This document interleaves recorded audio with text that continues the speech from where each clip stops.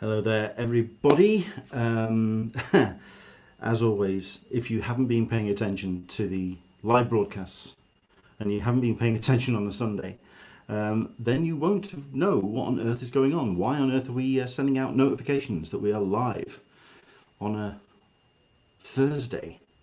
Well, we are. We've got a whole bunch of incidental episodes which we've got lined up. We'll talk about those on the other side of the opening credits. But one or two people are joining us already. Welcome along. Thank you very much indeed for joining us. It's a pleasure to have you come along and join us. As always, we want to say thank you to our amazing Patreon supporters. These are the people that allow us to keep doing what we do, keep the lights on, and keep the licensing going of what we do with Talking Con, a cup of tea with an Englishman in San Diego, and my word, are we paying it back in spades. Some amazing guests coming up in the next couple of days, actually.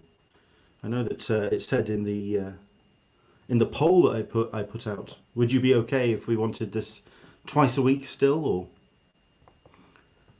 were you okay with it just being once a week? You said once a week, at which point that is not what's happening. 4 shows in 4 days. I'm looking more at 7 shows in 14 days. Is it more like that? Is it more?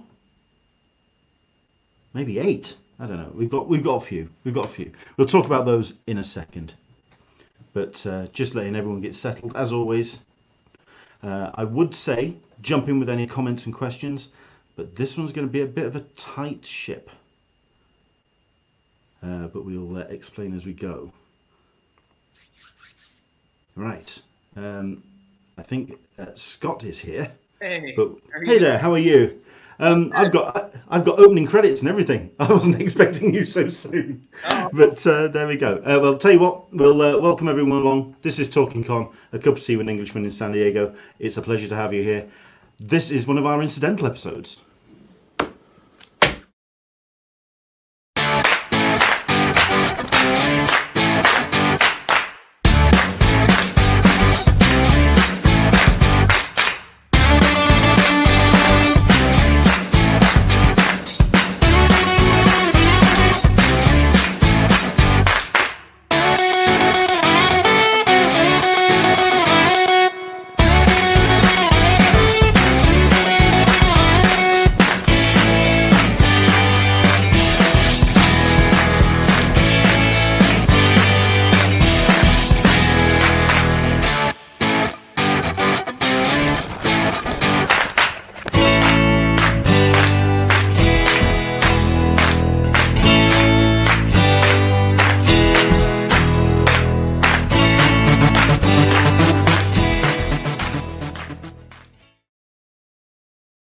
Right then, everybody, welcome along to Talking Con, a cup of tea with an Englishman in San Diego. My name's Leonard Sultana, and usually I would be broadcasting on a Sunday, bringing you all the updates when it comes to Comic Cons, con culture, and all the stuff and nonsense we get to see at those shows. But as it happens, we do get the chance to run incidental episodes with some really cool people, and you don't get much cooler than Scott Snyder. Hello there, sir, how are you? Hey, thank you so much. I don't know about cool, but I'm grateful to be here. And Well, okay. what a great show you have. I was catching up on it. I'm really grateful for you having me on. It's a pleasure to have you. I mean, okay, if you're going to turn it down cool, popular is definitely on the cards. You've had a hell of a week, sir. I have. Yeah, it's been a crazy week between the ups and downs of the fluctuations of the comic industry and the tough news at DC, and then the crazy news about Nocturnal, which we've been planning forever, and Best Jackett and death metal. And so it has been like there's no sort of comparison in terms of my career of moments that are like so crushing and also so exciting about sort of what's coming. So it's a completely cacophonous and strange experience. I can imagine. I mean, when I've been doing the podcasts over the course of the summer, when I've been speaking to creatives, I've been asking about how their creativity has been over the course of lockdown. Is it something that's kind of weighed on their minds? Is it something that's bogged them down? And for the majority of people, it's been like, no, we're back to normal. We're sat in a room. We're on our own. We're kind of focusing on the projects that we're focusing on.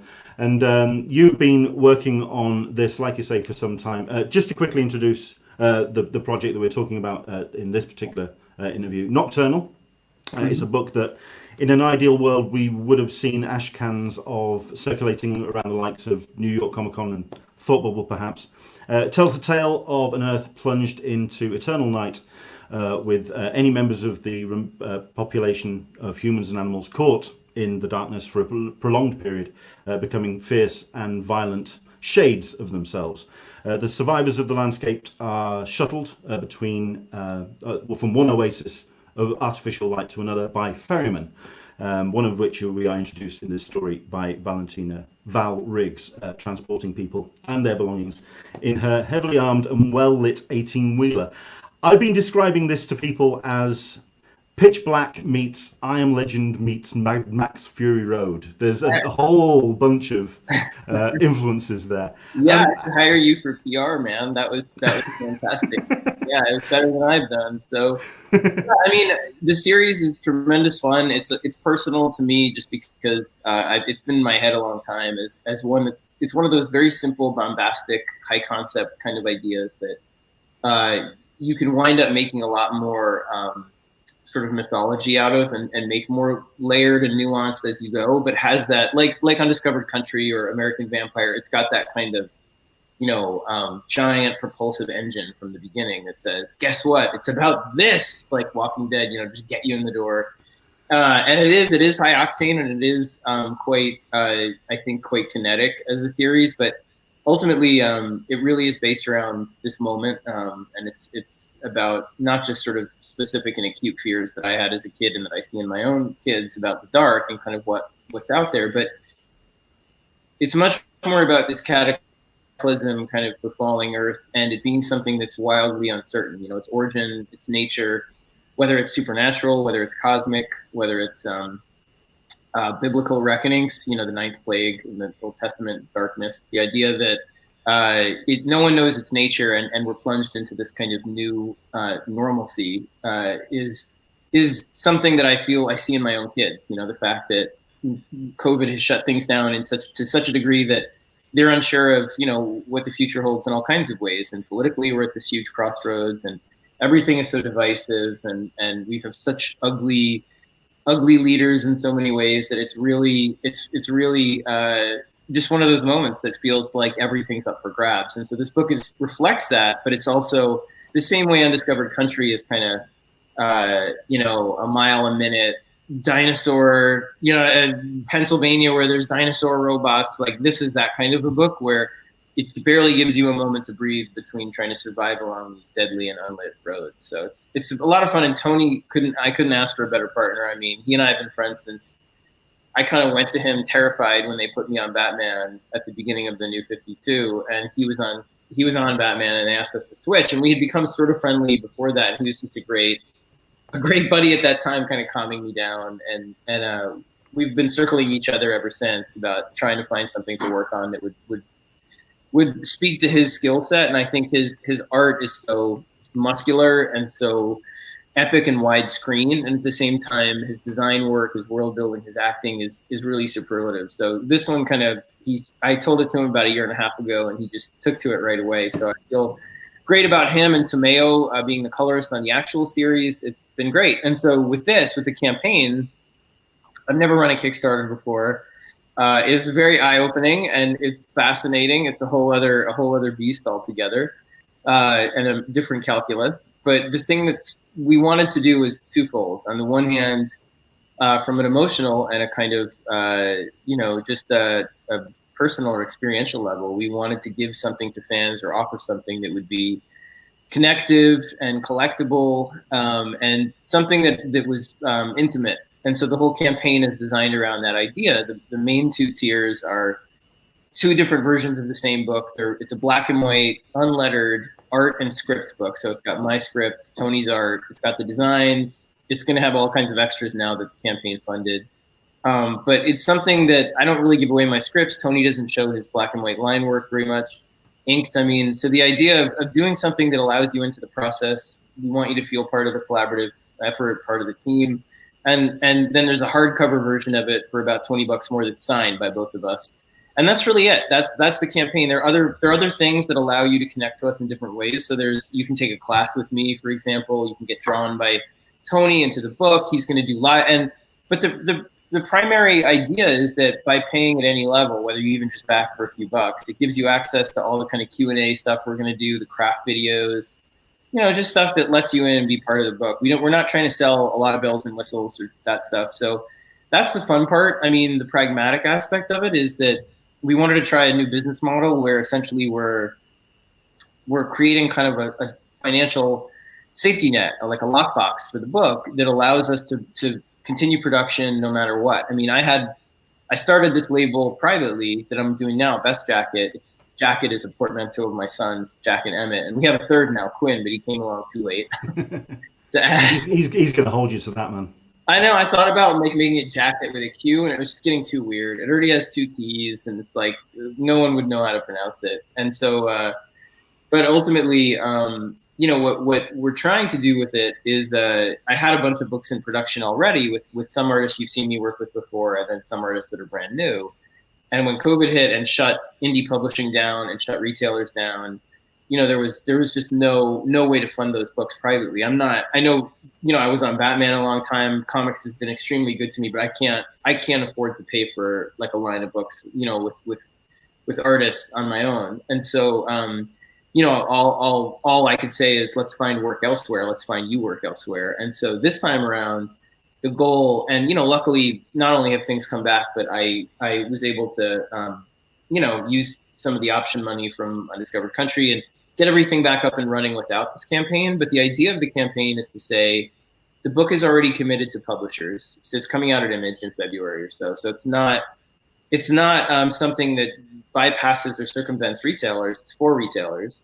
It's going to be a big series at Image, or a series, not to be arrogant. But the idea is that this allows us, all we're looking for is enough money to essentially fund the first 4 or 5 issues. We have an internal number that we need.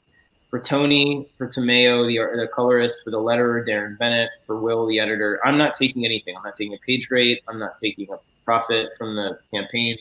So once we hit that number, everything I make goes towards the next artist on Best Jackett, who is actually going to be doing, I'm not supposed to say, but they're going to be doing some promos and stuff for Nocturnal. And a couple of the artists I'm working with are going to do things that, some of which we'll give away free, some of which you can, you'll likely be able to buy as add-ons to your book, just to, extra prints and stuff like that.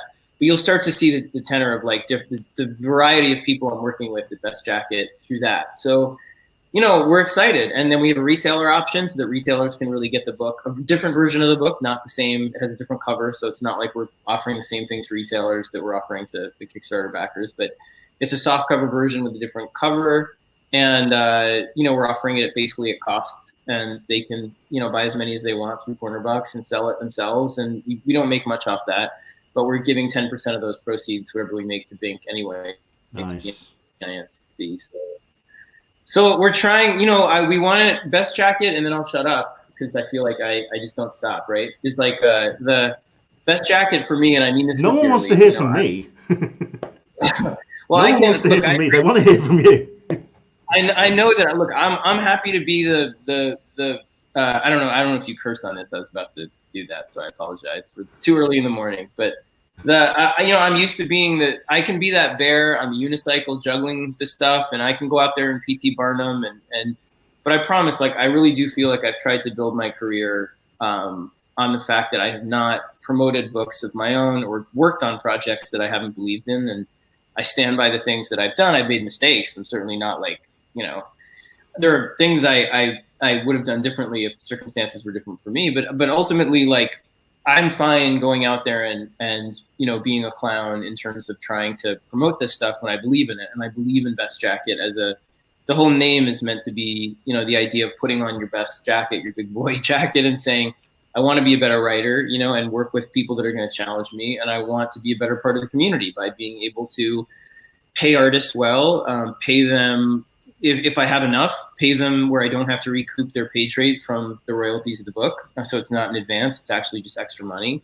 So all kinds of stuff like that. And I'm interested in, if we make enough, then second year of Best Jackett, I'm already trying to do things where I'll be able to help other books, make it into production that I'm not a part of. So that's my goal. That's kind of where I've wanted to be for a long time. And I still have a foot in DC, so I have one big project at least coming out in 2021.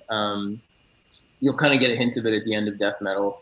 But Death Metal really is my kind of, you'll see at the end. I mean, it's a love letter to not just DC, but this moment in comics as a real end of an era and the beginning of a new one, both at DC and I think across the industry in different ways. And it's about embracing that and mourning sort of some things that were lost and all of it. So I'm very proud of it. And at the end, you'll get a little tease of what I'm doing next. But I want to move over and give other people room. I've taken up a lot of oxygen, I think, for a long time. And there are a lot of really great up and coming emergent voices out there that I hope DC, and Marvel give a chance to say new things with some of these characters. Well, I think it's interesting that, like you say, you've created Best Jackett with that goal in mind to kind of have an umbrella of your own to put your own unique spin on stories. And like you say, it's sometimes difficult for creators to put on that salesman hat to kind of put themselves forward in this regard. I mean, was that something that kind of intimidated you when you were putting the idea of the Kickstarter campaign together? The idea that you were going to have to effectively not shill, but put your salesman hat on and actually put yourself face forward.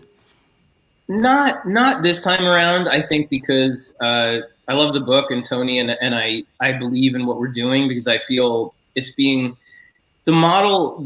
I believe in this model, and if I'm wrong, then I'm wrong, and I'm willing to take the hit from retailers or from fans saying this doesn't work. But what I'm about this year and next year, and I think you'll see this through a lot of things I have lined up, both in terms of trying to really reestablish the kind of teaching workshop at DC, but also my own projects, is that I just think it's time for us to try and find ways of creating kind of a more synergistic and confluent ecosystem in comics where we don't see certain things quite as at odds with each other as we do now, from everything from the obvious ones like digital and print to different things like manga, YA. There are ways of also using those platforms to bring readers into superheroes without then glutting them with a million things that don't fit that format, using digital to try out new voices because there's lower risk, lower vulnerability, then bringing those series in, maybe doing bigger books, in the direct market, making the comics longer with backups so that people get more bang for their buck, making them more special. There are all kinds of things like this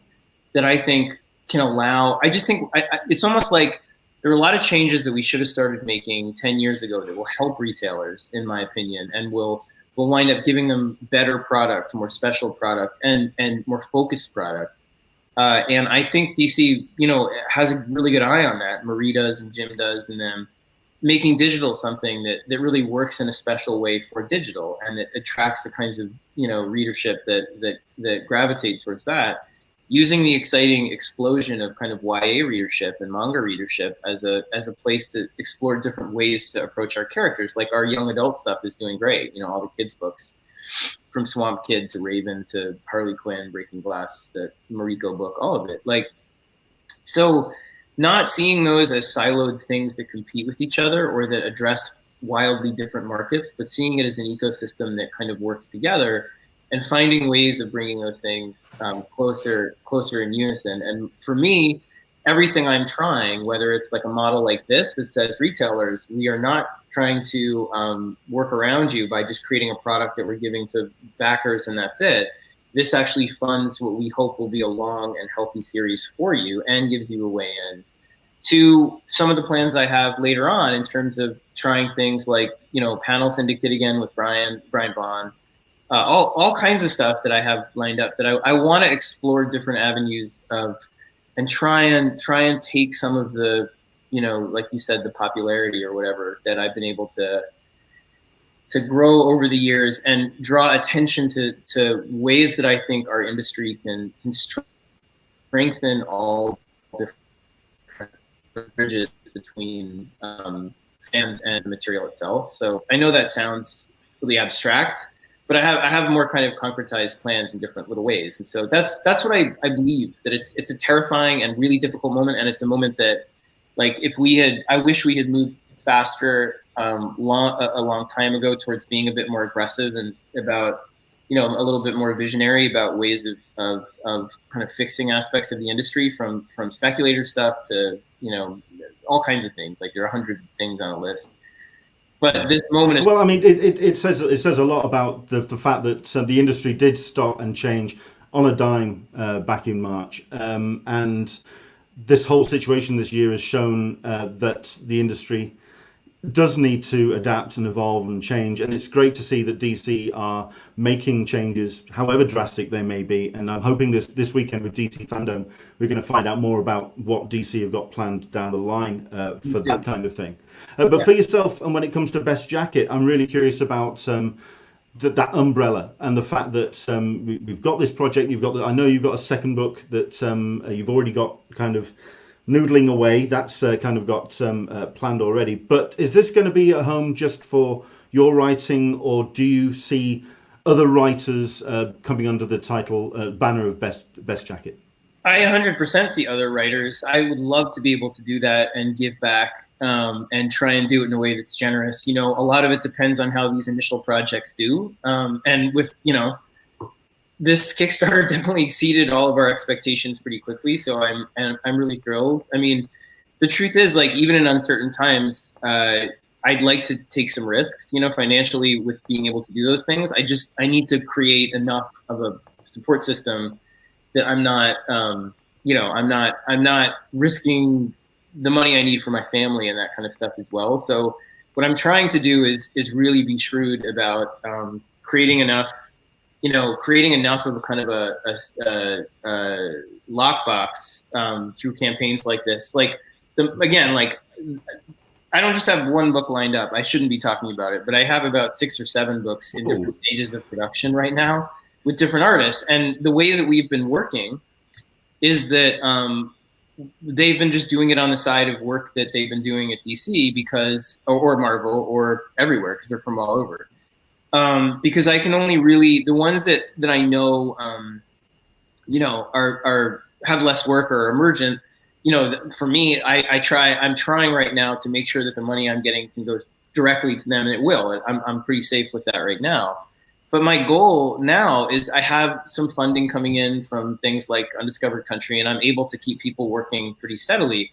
But before, our model was more like whenever you get time to squirrel away on this stuff, as soon as we're ready, we'll go out with it. But what happened with COVID and what all of this has made me realize is, like, there just isn't time for that. And not only is there not time for that, but the volatility in the superhero market as well is something that, we have to recognize. It doesn't mean that there's not there's going to be great work and healthy work, and that, for artists and all of that, but it's just something where I want to take more control of my own career and be able to say, I still am working in superheroes, but I have the means on my own to be able to pay for the books that I'm making outside of superhero comics without having to take advances, even if they do them, some places do, from indie publishers, without asking for page rates for artists. Because if I go into an indie publisher at this point in my career and say, can you help me with a page rate?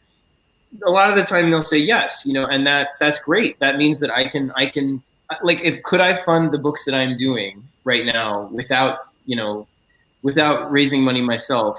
Yeah, I probably could. But here's the problem with that. The problem, in my perspective and the artists I work with perspective, is that the resources that I'm asking for from that indie publisher are not going towards books that need it more than me. Like, I'm a sure thing in the way that, we'll be okay. Our book isn't going to tank, and I'm not going to be in the red.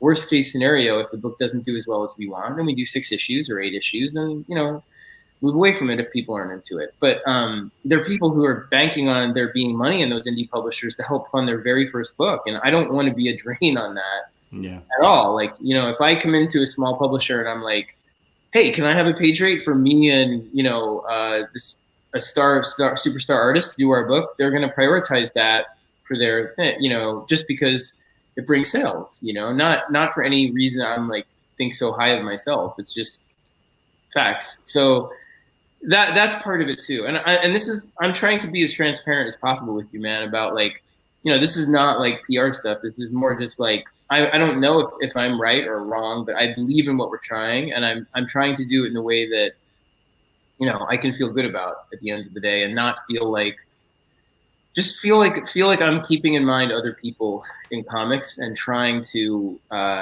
be responsible about the way that I'm moving through the industry, and not just kind of like, stomping through it, being like, I'm doing a book. Can I have money? I'm doing that, like just trying to figure it out. Like I can imagine there's also that feeling as well that you're not necessarily wanting to cash in too many of those chips, asking for the money ahead of time from a publisher. At least this way, it is very much putting that relationship between yourself and your reader, and kind of cutting through and making that relationship very much more direct. Which I do kind of ask the question then: why was Kickstarter your chosen platform to do this and to introduce Nocturnal and to do Best Jacket? Because there could have been the way that you could have done it through a website and done it through and really kind of gone out and created a Best Jacket site, but you've gone through Kickstarter. What was it about Kickstarter that made that appealing to do that? The inclusion. I mean, it was the feeling of, the idea of crowdfunding to me, or I've funded a bunch of campaigns through it, and the number, I think the feeling or the energy there is about getting in on the ground floor on something that you're helping to build. And so for me, because I'm starting this whole different phase in my career and we're building Best Jacket from the ground up, it felt like the right choice in terms of, really living or dying in terms of people's excitement and interest in it. And also a good gauge for how big of a market there is out there for, supporting creators to go off on their own and take the wheel when there's really, it's harder than ever for people to have any disposable income. So a lot of it was like, it's testing the waters and testing them in a way that doesn't feel like it's asking, unfair things of readers. Doesn't, and also there was the whole idea of, I was exploring Kickstarter, and I thought about, what if I just do it through my own site, through Best Jacket? What if we just self-publish? But I think the fun thing with Kickstarter too is that there's a growing and cumulative excitement that goes with like a 30-day campaign this way, where we have a lot of things to reveal. We're going to have extras and things going into the book, and things you can buy that are not just sort of like a toy, but it will be like art about this book from people I'm working with coming up in Best Jacket. So you'll see prints, some of which will come free with the book and some of which you can buy for extra or whatever. But the idea is to be able to have this kind of rolling cumulative excitement about what's coming next. And so it felt like a good avenue for that. And, I just wanted to make clear as we're doing the campaign too, that I felt like it would be a way of telling other creators, like there's a way of also, or just announcing to people like it's time for us to try different models, at this moment and see what works. And maybe this wouldn't have, I'm glad it is, but all of it is sort of like, it's time for us to be bold and exploratory where we can and see what's going to benefit the industry in ways that I think we need to be cognizant of right now, Sure. So for us, like, again, like I promise, you're not going to see me like going out and buying a car with profits from this thing. It will go directly to the next artist, and then if I can fund the first 3 issues of that, then the next artist after that. So, well, I mean, we've been putting up on screen the page. It's in UK. It's in GBP at the moment. So I mean, we're looking at blowing past the initial target, which is fantastic. It's gone great guns, fully funding its initial target in 24 hours. So congratulations on that. As part of the selling point of this collector's edition is the fact that we're seeing the script for the first issue of Nocturnal alongside Tony Daniels' work in progress pages. Why has it taken so long to see your scripts in print? I'll tell you, the honest truth is that there aren't, the only ones that they've showed really are like Batman #1 and I think like Metal #1, but I that was all kind of DC adding those things in. I don't really go public with them, mostly not because I'm embarrassed by them, but because I'm very proud of the fact that there isn't a standard script for me in the way that the biggest lesson I learned from Greg, who's, you know, obviously one of my best friends now, but was not when we started. We did not like each other when we started on Batman at all, because I was so terrified of, I like, because I mean, I had a like a more conventional path in books. Like I always wanted to get in comics, but I was writing short stories because I couldn't draw. I thought I really wanted to be a comic artist. So I was like, well, if I can't do that, I'm going to be like Stephen King or write my horror stories and write books. And I had a career there when I was writing stories. Like I had written a story that was about a superhero, and that's what attracted the attention of a couple editors, Mark Doyle and Janine Schaefer at Marvel, to invite me in. But when I came in, I was like, oh, I'll be writing, you know, really minor stuff for maybe 10 years before I ever get a chance to do like a small character in Gotham. And then I got in, and I was just a couple issues into my career, and Detective Comics just opened up, and they just, I don't know what they were thinking, but maybe they just were like, do you want to do it? And I was like, yes. And then I went home and I had a panic attack for the next 2 years of my life where, you know, it's like you've always wanted to, I'm terrible with sports, but it's like you've always wanted to play, let's say, I would say cricket, but I don't know anything about it. Don't worry. Nobody knows anything about cricket. Don't worry about it. You want to play football, right? And then like soccer, but football, I'm saying football. Like you want to play football. And then like, you know, you finally get good enough to go pro. And instead of going pro, they're like, you can play in the World Cup and you're first and you're going right now and everything depends, you know, like that. And you're like, that's your first game. And you're like, what? You know, so your first match. So for me, I wanted and did not want to be on Batman at all because he's my favorite character. It was like the golden ring. And then to be on it before you think you're ready to write comics was just terrifying all the time. And my safety net was writing full script. And full script for me was like extremely full script, where it was like panel 1, boots running across the rooftop, close on these boots, like rain dripping off the boots. Panel 2, we pull back maybe 5 feet, not 10, 5 feet. And it's like very, very meticulous. And Greg came along and was like, you got to just give me the important parts. And I was like, these are all important, you know, like, and we really didn't get along. And what I realized very quickly, seeing his designs, and whenever he took something I had said and did something different, I was ready to be angry at him. And then I was like, wow, it's way better than I did it. And it was issue 5 where the book turned around, where I finally realized I was like, you know what, I'm going to give him some room. You know, he's doing such a great job, and he's a cool guy. Like, we're getting along. And then when I gave him the chance to like invent however he wanted to make the book disorienting, he came up with that brilliant idea, which we had to fight DC to do together. And that was the beginning of our friendship.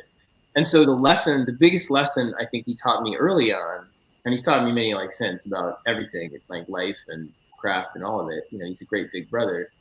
Is that you have to, as a writer, I deeply believe that you need to adapt and be extremely flexible for your artists, so that I am proud of the fact, like for Greg, I do really minimal script. So like an issue that's 30 pages long might have like a 10-page script, you know, at most. It's like from pages, but what I really key in on for him is the emotions of each scene. So I'm like, this is a big fight between the Batman who laughs and Wonder Woman. But what he's taunting her with is the fact that she doesn't know the truth. And that's the thing that, you know, she's always been about. And as they're doing it, the lasso is being cut down. And I give him a few lines, but I'm like, it's really the final hill to die on for her for this, you know? And then I just let him go, and he'll come back with stuff way better. Other artists, like Raphael or Jock, prefer full script. And so that's why, luckily on Detective, I didn't know that he just preferred it. I was lucky that we matched. But, you know, and so my script for Jock will be wildly different than my script for Greg, where it's much more like panel 1, not as like in depth as I used to do, but it's still like, you know, same script. It would have been like panel 1, Batman's run. We see someone running across the rooftops. Panel 2, we see it's Batman. Panel 3, you know. But I always give the emotion of the scene as a note before we do the scene. So with Tony actually really likes kind of a blend. So it's a good example of something that sits between those two extremes, and also, because I wanted to invite people into the collaborative process, and the whole campaign is about that, I felt like it was a good moment to kind of show it, and then also show the difference between what he came up with and what I said, and then have kind of annotated aspects that explain how he made me look better than I would have myself had I done it, and all of that. So it felt like a really good moment to kind of say, this part of our careers is all about connecting with fans in a different way, trying new things, for the industry and for ourselves as creators. And so that means inviting people in a more transparent relationship, I think. What was Tony's reaction when you came to the idea? And I know that we've blown past any kind of time at this point. It's fun talking to you, man. Let's do it. What was Tony's reaction when you came to him with the idea that you were going to go with this model, with this idea? I'm curious about his kind of risks taking. He was a little nervous at first, I think, just because both of us had never done one, and I think what we were most concerned about was the perception somehow that we were gouging people for money. And when I thought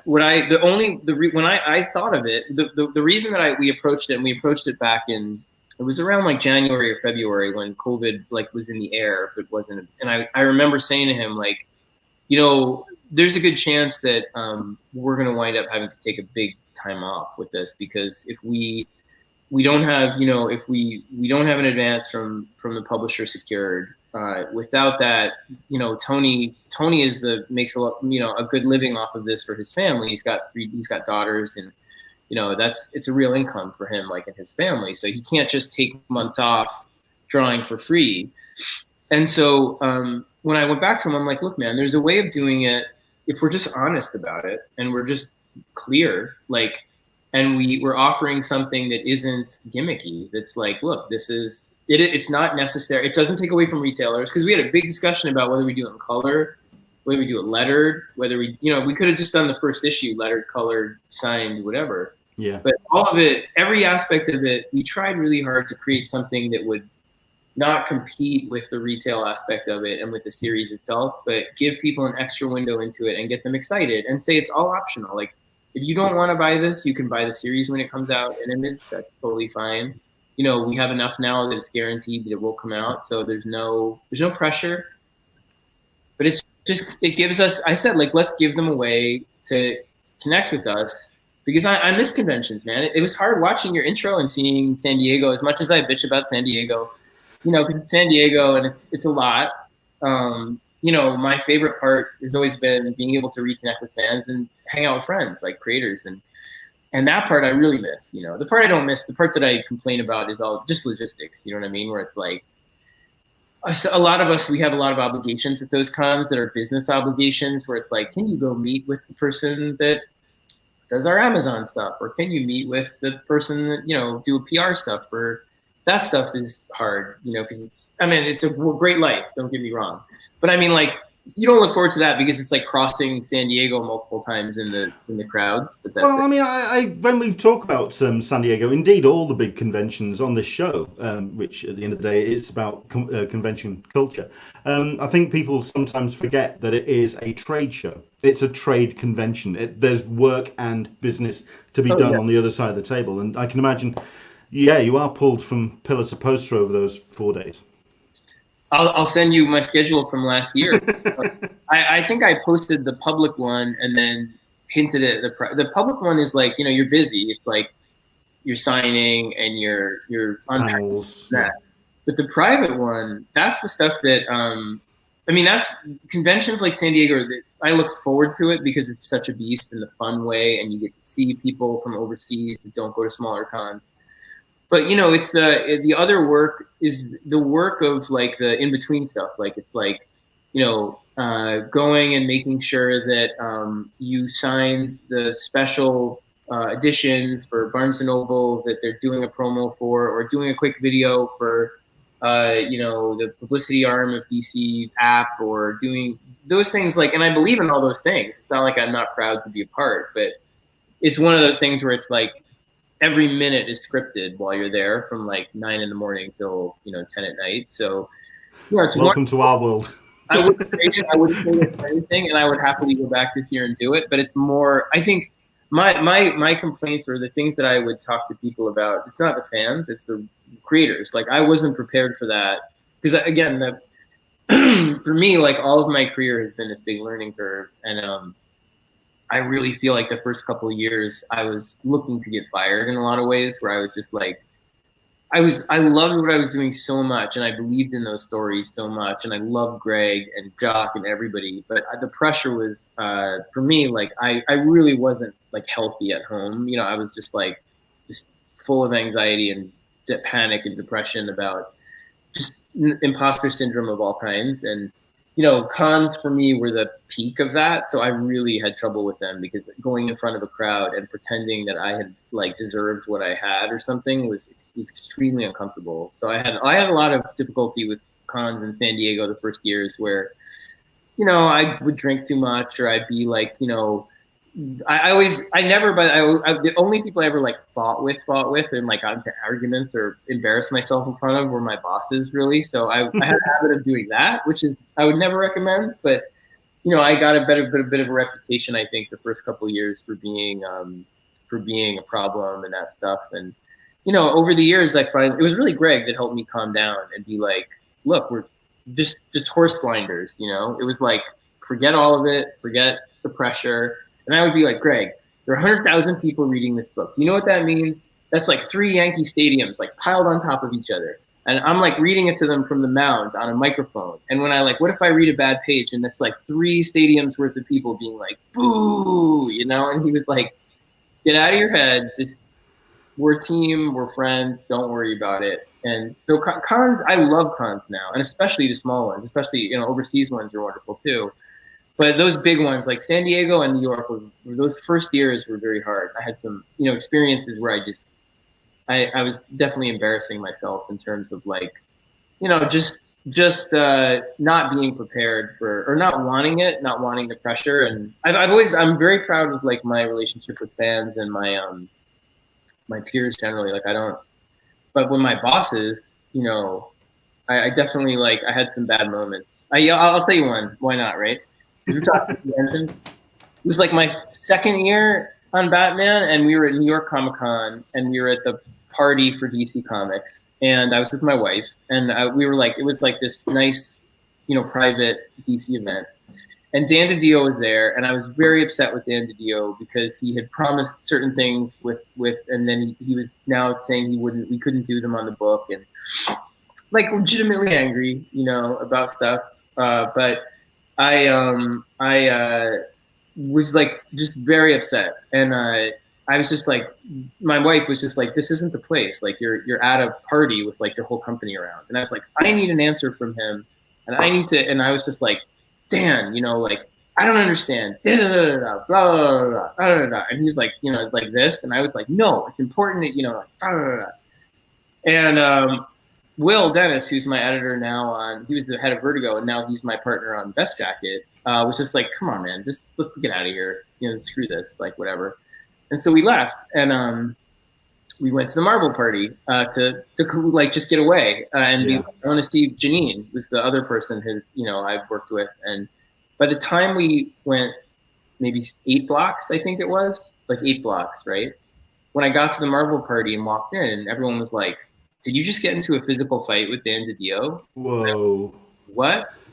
And the rumor had traveled so fast ahead of like a taxi to the party that I had like gotten to a fight, like a physical fight with like the publisher, that was the moment I was like, you got to get your shit together, you know? And you know who else it was? Like Tom Brevoort, who I knew only because he shops at the same comic store out here as me.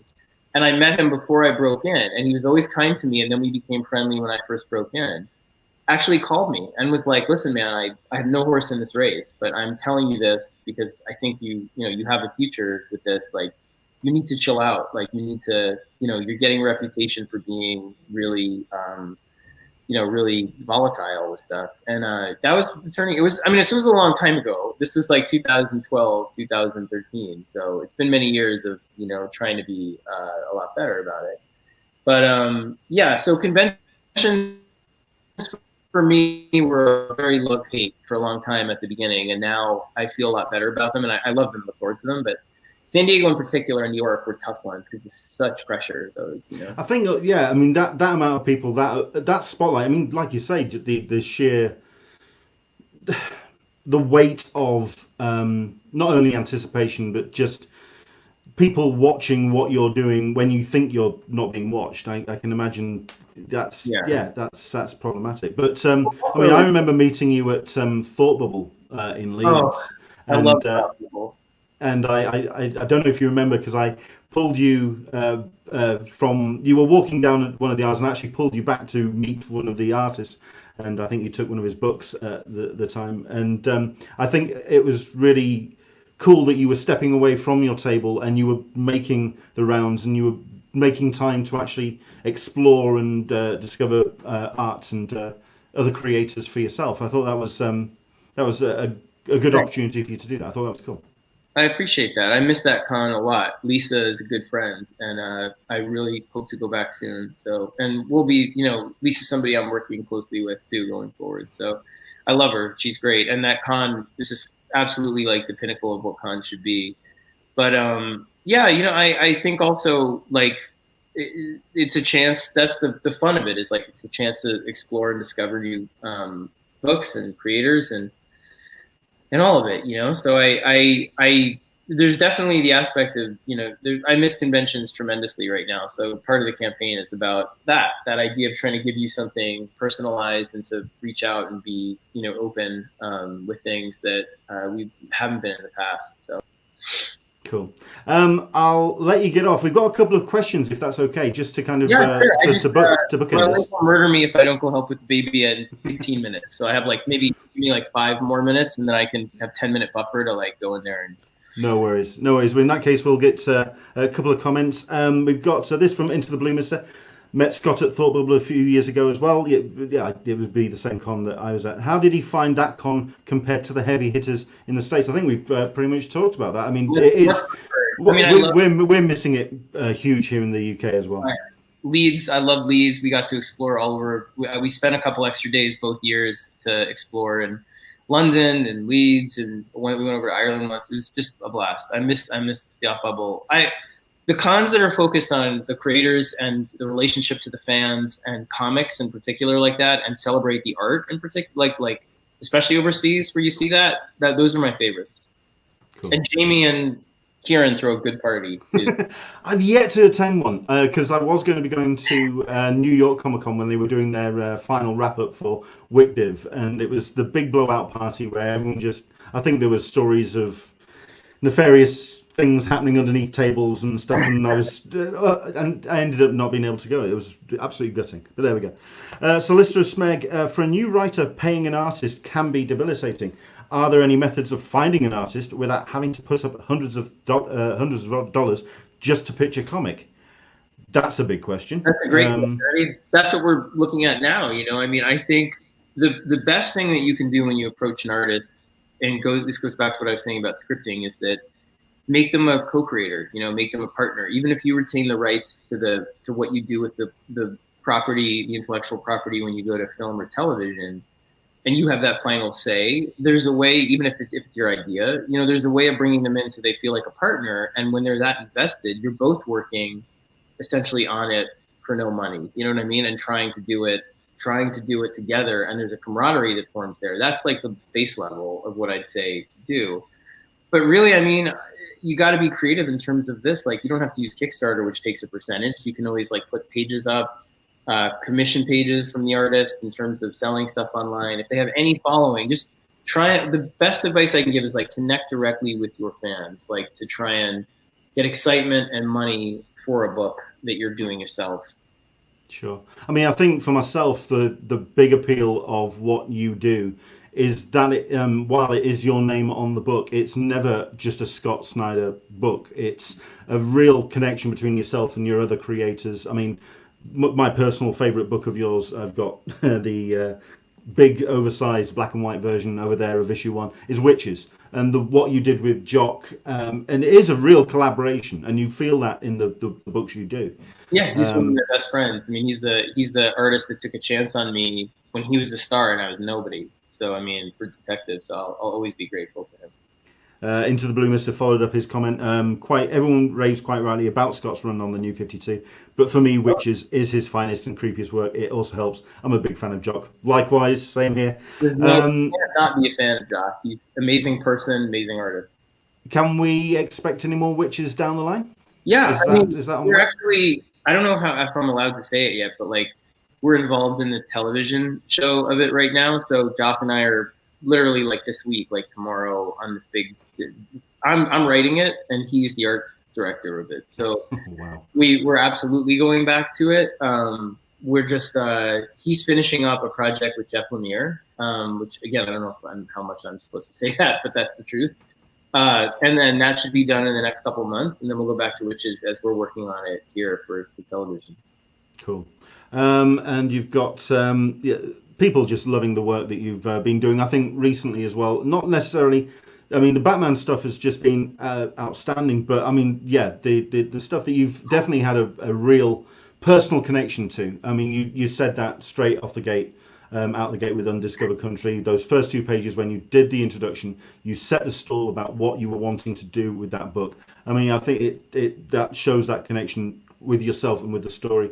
And looking forward to the next arc. Yeah. Obviously, we've got Leanne D. I'm loving. Yeah, it's that book is a lot of fun. Charles is a good friend, and Camo's great, and we want each zone to feel wildly different. I mean, for us, like people keep asking us, like, why is it weird to have a book that has corollaries in the real world with things happening, with the pandemic and the retreat from the world stage? But ultimately, the thing the book's really about, I think, is more what's going on now. It's less the material sort of connections to the world, but it's this feeling of, you know, aggressive and promoted isolationism on every level, like not just nationally, but this feeling of like insulating yourself from, you know, anything you don't want to see or hear, and that Sure. the danger of that, especially here in America, I think of just bubble wrapping yourself in whatever belief system you have without sort of addressing any kind of objectivity or any of it. And the way that our founding principles, you know, we never live up to them, but the founding principles, and I love, you know, early American history, are all about this dream of a place where it's all collectivism in some way, you know, that it's all about, oh, a single story you're all a part of somehow. And so the book means a lot to us, but it's the fun is kind of sublimating a lot of that beneath this kind of totally wild plot. It's like Land of the Lost meets like, you know. Yeah. I mean, the way that Undiscovered Country came out, and you can tell that was obviously born from the last 3 years of American politics. But I've been asking this of creators who've been on throughout the summer. I'm really curious as to how this particular situation over the last 3-4 months has informed, because obviously you'll have had the plotting and the structure of something like Undiscovered Country in place. I'm wondering how much the real immediate situation has informed that plot lining and how it's kind of made you maybe second guess it or rearrange it or change it. Literally just this period in time. The only things that it's really made us change are veer away, I think, from some of the more real world connectivity, because I feel it detracts or distracts from what we're trying to say. Like we had certain things in one of the zones coming up that was much more about a pandemic and all of this stuff. And it's not that we're afraid to address that. I just think that the way, the kind of, every book has different DNA, you know what I mean? Like Witches is very mainline emotional, like your most vulnerable and embarrassing and deepest fears right on the surface. Undiscovered Country is kind of the math of something like Metal, where it's like a book that wants to bring you in with like the almost kind of aggressive, obnoxious fun of it.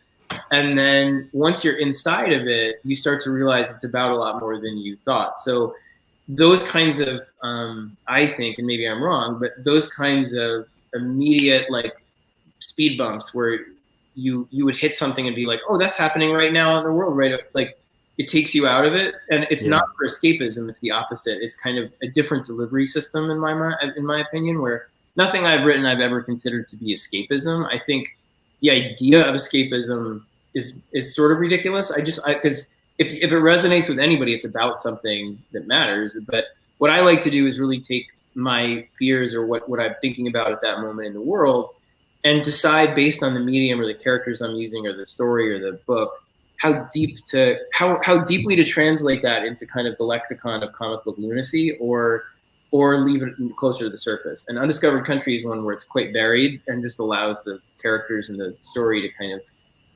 carry you forward like a crazy river for a while before you start to see some of the bigger impulses beneath it. Sure. Whereas like American Vampire is more of a blend, and that, maybe if we end on that, because that's kind of like my favorite series that I ever do, and it's the longest running one, and we're coming up on the end now, and the end that at least brings us up to the present, starting in October, and it's my favorite arc. It takes place in 1976 at the bicentennial, and it's all about kind of American identity, but it's just out of control fun, where it's like train robberies and nuclear football and Las Vegas, Elvis stuff, and disco. It's really fun.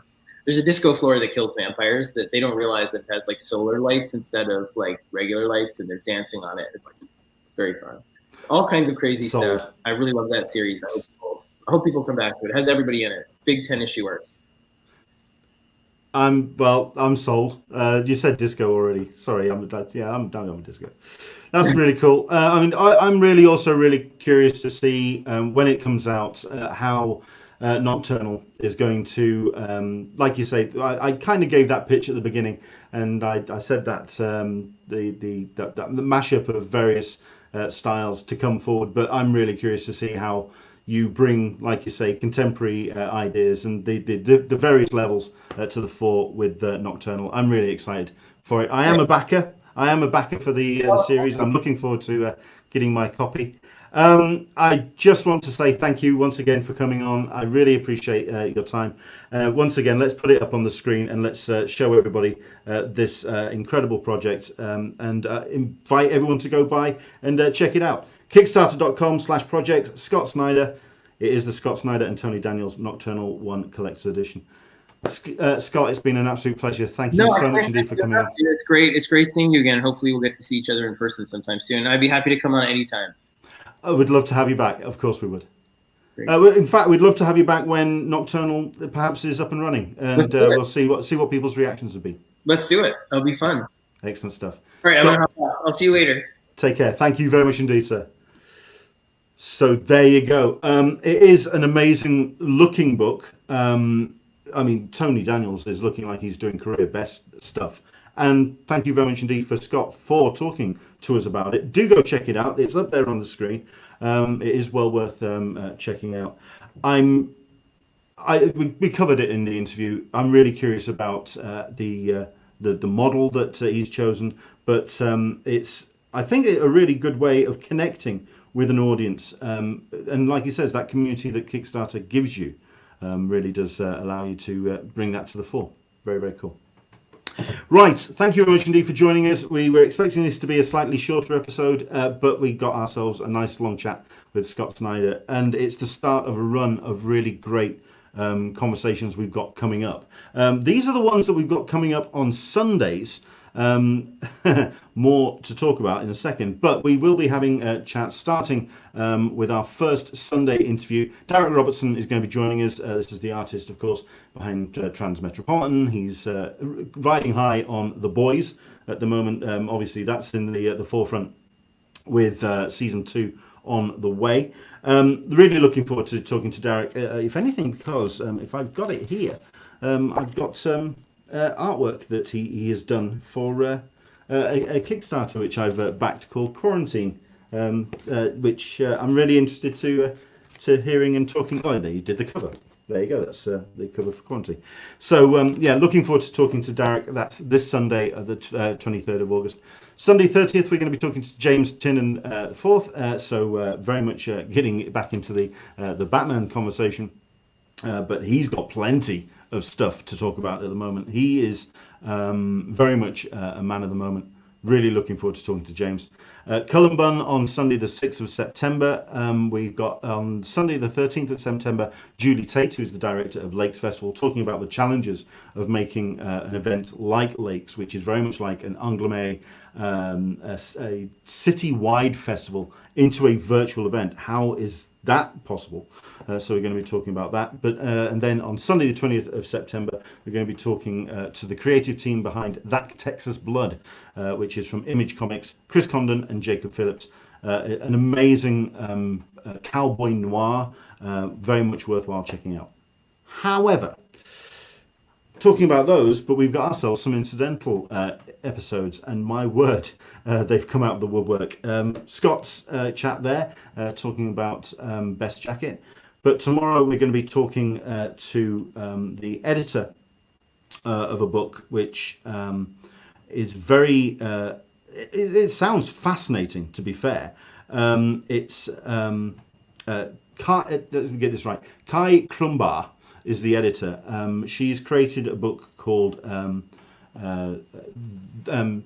True War Stories. Sorry, it's available on Kickstarter.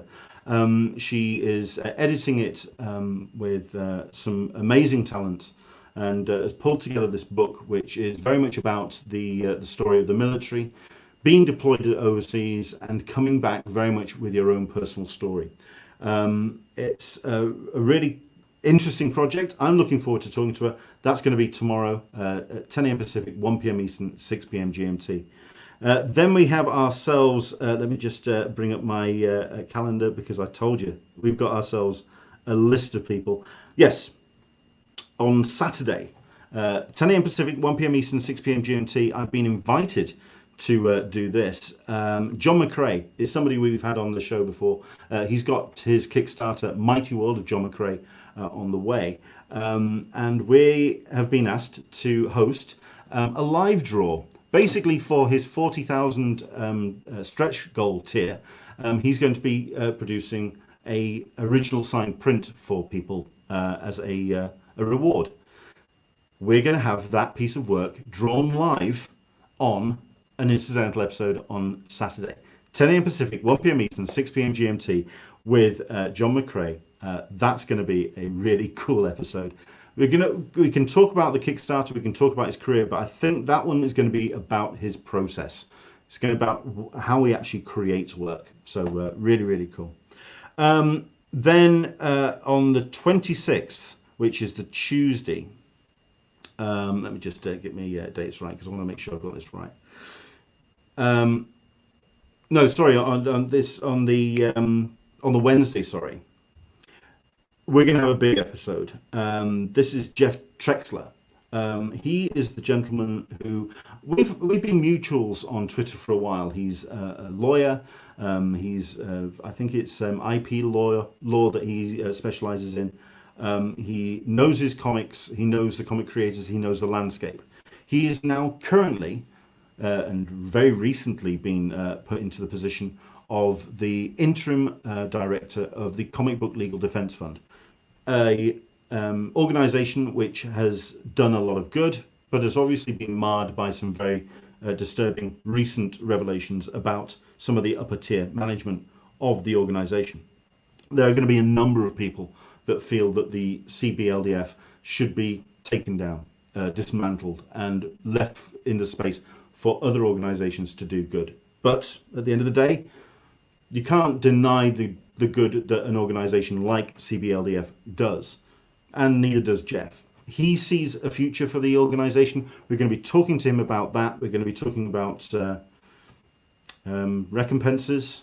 We're going to be talking about some people and the what they need to do to put themselves into a better light for people. It's a difficult conversation, but I'm looking forward to being very much focused, and that is going to be a big one for me. That's going to be on Wednesday the 26th. That's with Jeff Trexler from the Comic Book Legal Defense Fund. We do have ourselves another one on, I believe it's Tuesday. We're going to be talking, I'm literally nailing this one down, but we're going to be talking to David Papose. He's been on the show before, some time ago, a couple of years, but he's got a Kickstarter up and running, which is called The Oz. If you can imagine The Wizard of Oz meets Metal Gear Solid. It looks stunning, really exciting, like Scott's project, very high octane. Really looking forward to speaking to David. That I'm going to start announcing properly over the course of the next couple of days, but I suspect that's going to be on Tuesday, same time, 10 a.m. Pacific, 1 p.m. Eastern, 6 p.m. GMT. And then with James Tinnan on Sunday, that's our week. We've got our fair share of interviews going to be taking place. And that's us. Thank you very much indeed for joining us. I hope you've enjoyed it. Do take care. I hope that you enjoyed our chat with Scott. We'll try and get more people that you want to see on the show. Please do jump on the social medias. Let creators know that we exist, that we're here, and of course that you would like to hear us talk to them about their projects and what they've gotten up to over the course of lockdown, of course. From myself, do take care. Join us tomorrow for another Talking Con, a cup of tea with an Englishman in San Diego. We're going to leave you with the promotional video for Nocturnal. It's a fascinating looking project. I think these the boys, Scott and Tony, have created something pretty special. Hopefully you'll swing by, check out their Kickstarter. But for now, check this out. Take care, and I'll see you on the other side. Bye-bye. I'm Scott Snyder. I've been working in comics for about 10 years now. I'm mostly known for my DC work on Batman and creator-owned series like American Vampire and Witches, but this year I'm really excited to be making a more committed return to creator-owned books. That's books that we make ourselves, and I'm so thrilled that the first book in that series is going to be this one, Nocturnal. It's a book that's lived in my mind for a long time, and Tony and I have been working on it for the better part of a year. As a kid, I always had this like deathly fear of the dark.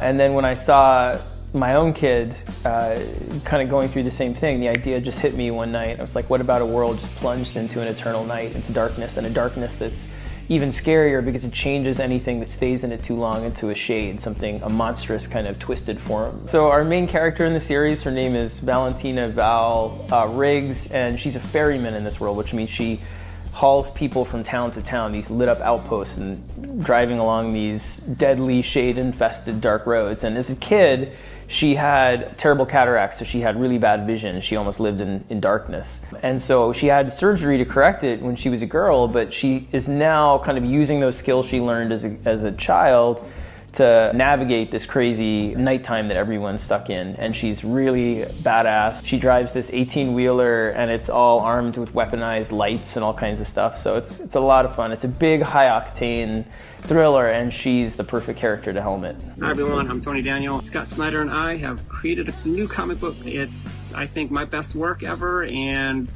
Scott has such an imagination. So together we come up with this crazy new ongoing series. We're just super happy to work with each other and to be able to get this into your hands. So thank you for helping us do that.